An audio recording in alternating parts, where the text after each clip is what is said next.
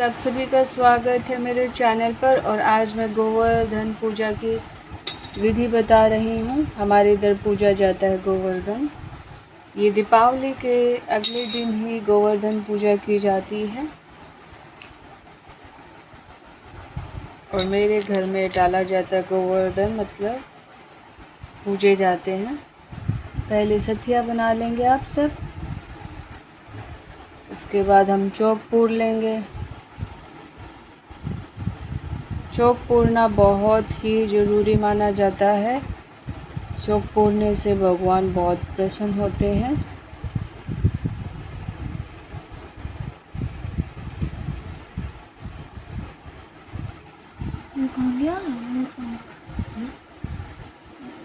अब हम कृष्ण भगवान की प्रतिमा प्लेट में बनाएंगे।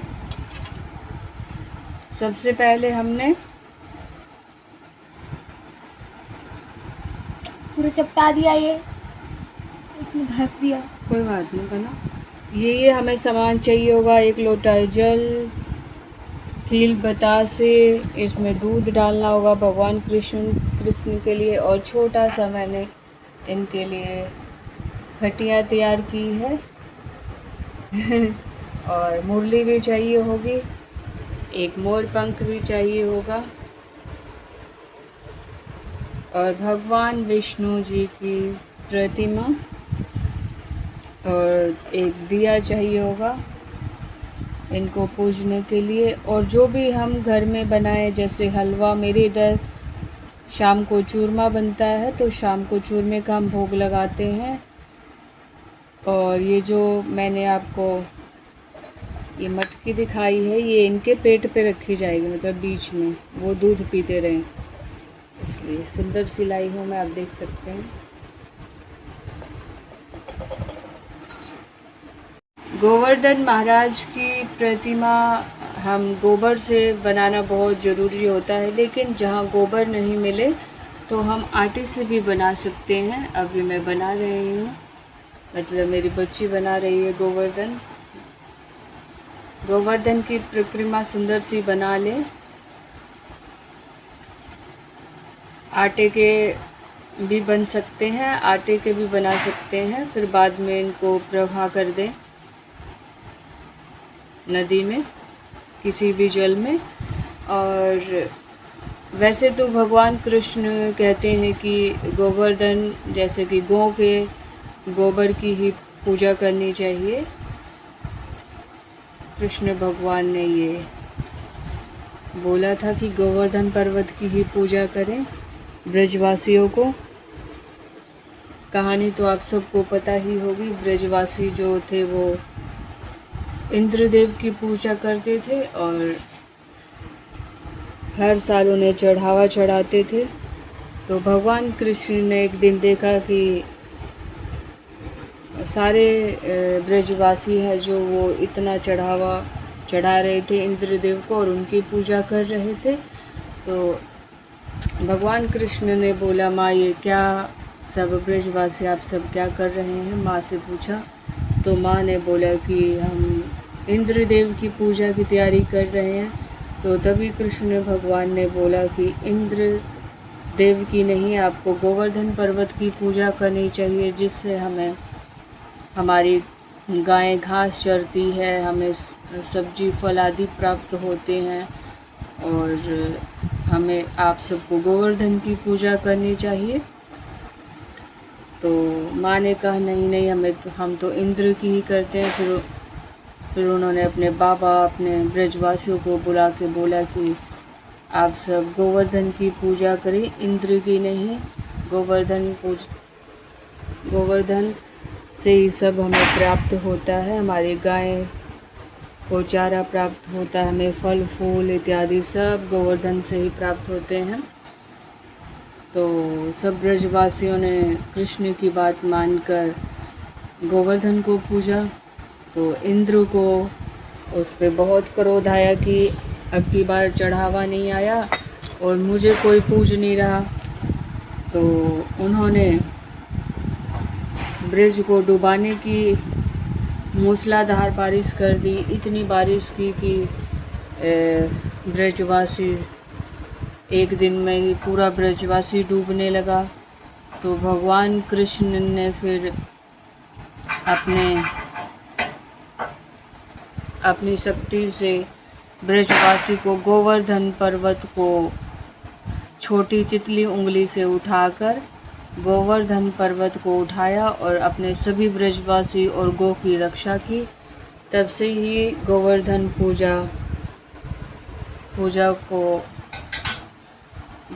को पूजा जाता है, क्योंकि कृष्ण भगवान ने गोवर्धन पर्वत को चितली उंगली पर उठाकर और सब ब्रजवासियों को इंद्र के प्रभाव से बचाया था। तभी से गोवर्धन की पूजा होती है। और इंद्र ने जब देखा कि कृष्ण भगवान तो इस तरह से ब्रजवासियों को बचा रहे हैं, तो इंद्र ने पूरी कोशिश की, लेकिन 7 दिन तक बरसते रहे, कुछ भी असर नहीं हुआ ब्रजवासियों को, क्योंकि भगवान ने गोवर्धन फिर श्री कृष्ण ने अपना असली रूप दिया था इंद्रदेव को, फिर उनको समझाया था कि इतना अहंकार नहीं रखना चाहिए। फिर वो समझ गए थे। इस कहानी से हमें ये भी शिक्षा मिलती है कि इंद्र को बहुत अहंकार हो गया था और अपना असली रूप फिर भगवान ने दिखाया। तभी फिर इंद्रदेव ने उनसे क्षमा मांगी, इंद्रदेव को फिर क्षमा किया। और इस कहानी से हमें ये भी शिक्षा देते हैं भगवान कृष्ण कि हमें ज़्यादा अहंकार भी नहीं करना चाहिए और हमें विनम्र रहना चाहिए। हाँ, रहना चाहिए। इससे हमें ये शिक्षा प्राप्त होती है। और हमेशा से ही गोवर्धन को अपने घर में पूजे। इस तरह आप सथिया बना लें। देखो कृष्ण भगवान तैयार हो गए हैं। चौक पूर के तभी आपको बनाना है और इतनी स्पेस छोड़ दें कि आप राउंड लगा सकें, मतलब 7 राउंड लगाने होते हैं। अभी मैं सब बताती हूँ। पैर और बना देती हूँ।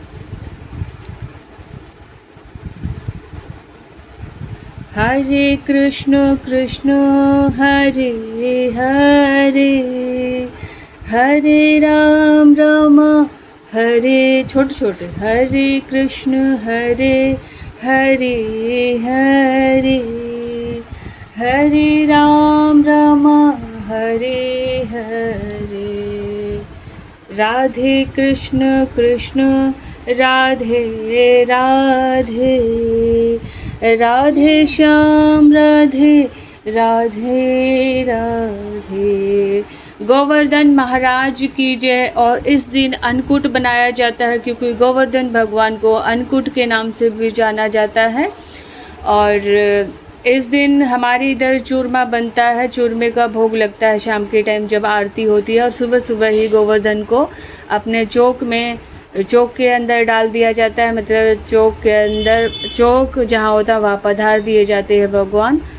और फिर उनको शाम के टाइम पूजा करके थोड़ी देर रख के फिर उनको उठा दिया जाता है वहाँ से, और उनके उपले बना दिए जाते हैं। अगर जो गोबर हो तो, और आटा हो तो उनकी भी छोटी छोटी हम रोटी टाइप बना देंगे।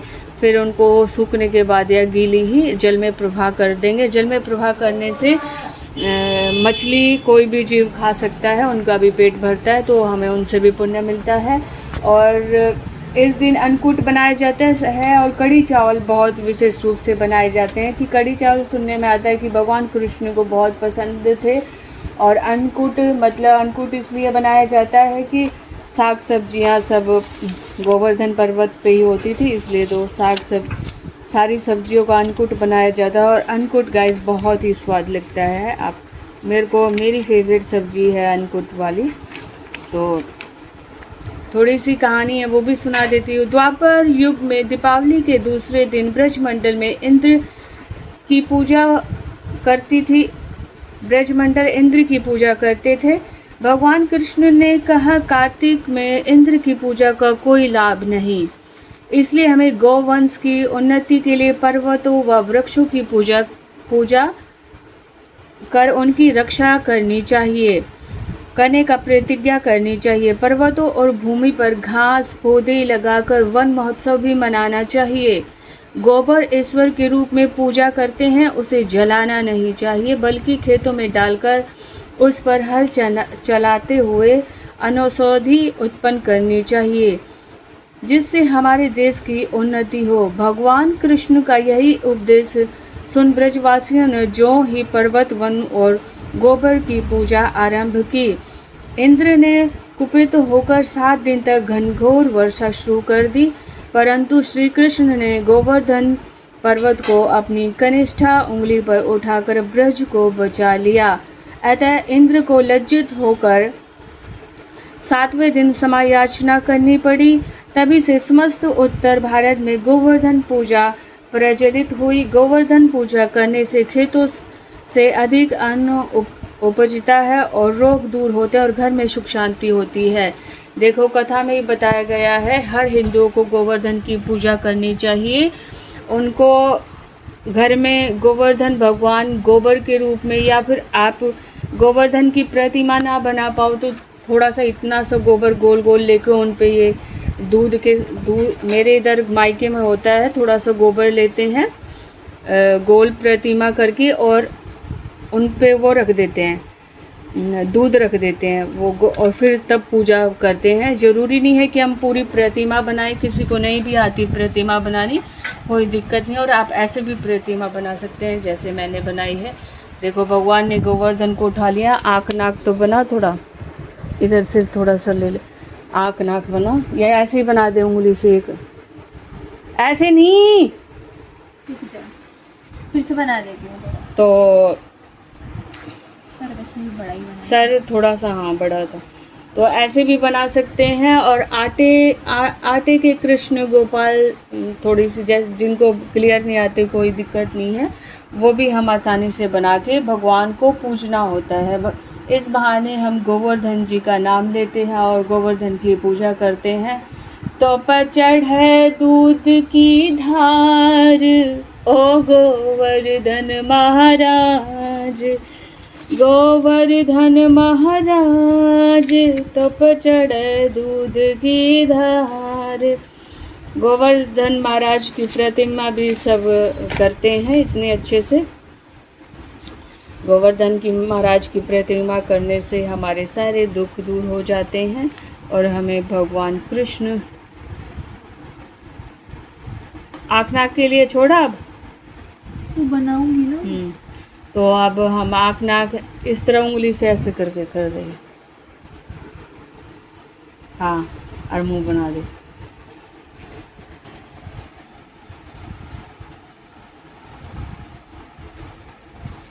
तो हमारे कृष्ण भगवान जी देखो बन चुके हैं। आप गोबर से भी बना सकते हैं ऐसे ही प्रतिमा, ज़रूरी नहीं है हम इतनी क्लियर बनाए, जैसे भी आप बनाओ, लेकिन भगवान कृष्ण की प्रतिमा बनानी बहुत ज़रूरी होती है। प्रतिमा ना बनाओ तो आप गोल गोल भी गोबर का रख सकते हैं। और विशेष रूप से यहाँ पर गोवर्धन की पूजा जो होती है वो ऐसे भी हमें करना है चारों तरफ इनके।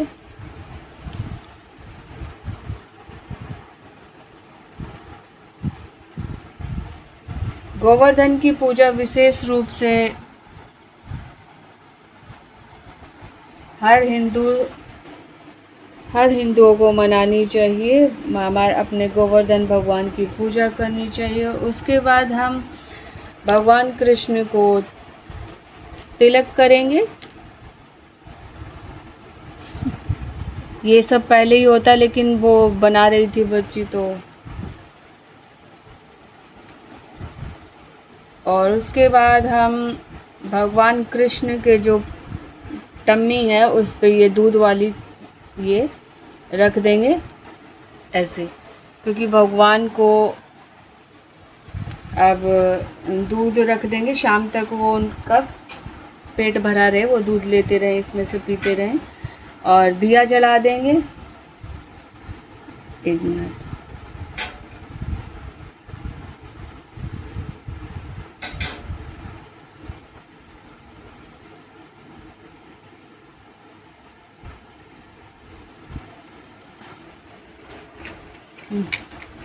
जलाना, दिया जला देंगे। भगवान विष्णु की प्रतिमा भी थोड़ा सा रख देंगे इधर हम उनके पास ही।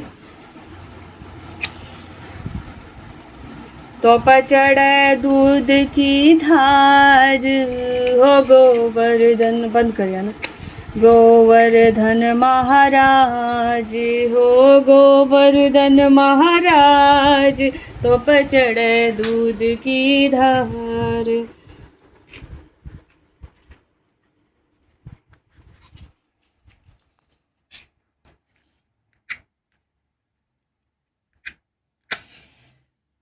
इस तरह हम दिया लगा देंगे और भगवान कृष्ण की हम आरती करेंगे। गोवर्धन महाराज की हो तो वो भी आरती कर सकते हैं, बट मुझे कृष्ण भगवान की एक ही बात है, वही आती है। 1 मिनट जलने दे, जलने दे।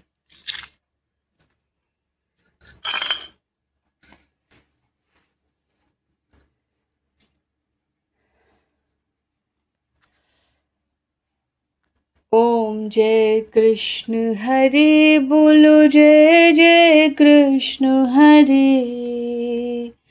भक्तों के दुख सारे पल में दूर करे, परमानंद मुरारी मेरे मोहन गिरधारी। जय रस रास बिहारी, बोलो जय जय जय गिरधारी। कर कन कन कटी सोहत, कानन में बाला, मोर मुकुट पीतांबर, सोहे बनमाला। दीन सुदामा तारे, दृदों के दुख टारे। गज के फंद छुड़ाए, भव सागर तारे। हिरणाकश्यप संहारे, नर हरि रूप धरे। पावन से प्रभु जम के बीज परे। केसी कंस विदारे, नल कबूर तारे। दामोदर छवि सुंदर, भगतन के प्यारे। काली नागन धैया, नटवर छवि सोहे। फन फन नाच करते, नागा मन मोहे। राजरुगर सन पायो, माता शोक हरे। दुर्पत सूता रखियो, करुणा लाज भरे। ओम जय कृष्ण हरे, बोलो जय जय कृष्ण हरे। बोलो गोवर्धन महाराज की जय। राधे राधे जय गोवर्धन महाराज। तो पचड़े दूध की धार, ओ गोवर्धन महाराज, हो गोवर्धन महाराज। जय गोवर्धन महाराज। फिर खील और बतासे का भोग लगा देंगे और शाम को चूरमे का, इन सब का ही भोग लगता है। इससे चूरमे और जो भी आप पकवान बना वो सब भोग लगता है। फिर शाम को फिर आरती होती है। फिर हम इसको इसमें दूध मिलाकर, छोटी ले लो आप, छोटा बना रहे हो तो छोटी ले सकते हो, बड़ा हो तो बड़ी, ऐसे रख देंगे, वो दूध पीते रहें। फिर उनको आराम करने के लिए भी आराम भी कराया जाता है। तो इस तरह सुंदर सा, तो इस तरह हम गोवर्धन की पूजा कर लेंगे। ये जो दूध है वो इनकी नाभि पर रख देंगे और ये जब इनको विश्राम करना होगा कृष्ण भगवान को, तब हम खटोले को इनके यहाँ पे रख देंगे ऊपर। और इसमें हमें परिक्रमा करते वक्त एक मंत्र बोला जाता है, ज्ञानी पानी जपा पानी पदे पदे, और 7 चक्कर काटने होते हैं। 7 चक्कर काटने होते हैं क्लॉकवाइज, है ना? हाँ। बोल के दिखाओ 7 बार। ज्ञानी पानी जपा पानी पदे पदे, ज्ञानी पानी जपा पानी पदे पदे, ज्ञानी जपा पानी पदे पदे, ज्ञानी पानी जपा पानी पदे पदे, ज्ञानी पानी पदे पदे, ज्ञानी पानी जपा पानी पदे पदे, ज्ञानी पानी जपा पानी पदे पदे। इस मंत्र का उच्चारण करते हुए आपको 7 बार परिक्रमा करनी होगी। ये मंत्र जरूर बोलना है, गोवर्धन मंत्र है ये। और आपको मेरी पूजा कैसी लगी तो आप लाइक शेयर एंड सब्सक्राइब करना बिल्कुल ना भूले। राधे राधे।